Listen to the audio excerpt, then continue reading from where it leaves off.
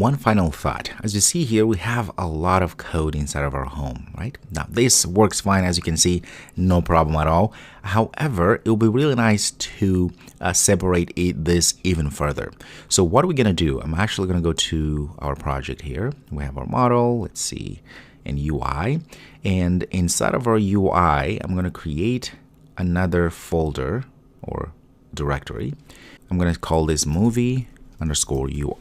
So in our movie UI here, I'm going to create a new Dart file, call this movie UI, like that. Very good. And I'm going to, and let's get all of this code. There's a lot of code, as you can see. Let's see, movie details header. We're going to keep going. Poster, there we go. I believe thumbnail. Let's see, up to here. I'm going to cut all of that and go to movie UI. I'm going to have a lot of errors because we need to actually import material like this.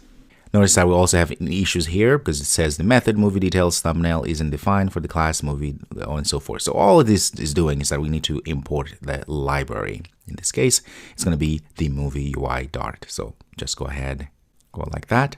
And all of a sudden, notice we have no more issues.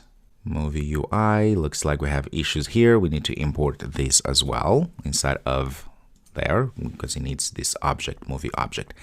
All right, so now we have separated our code. You notice in our home here, we don't have a bunch of code anymore. And so that's very helpful and looks real good. In fact, I can just get rid of this altogether because we're not going to use that anyway.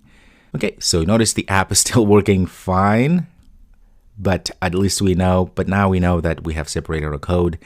There's more we can do to refactor our code, but at least now the way we have it set up now, it's much better. Okay, it's a little bit cleaner. Now we have movie details, and then we're calling all of these widgets, which are now inside of our movie UI Dart.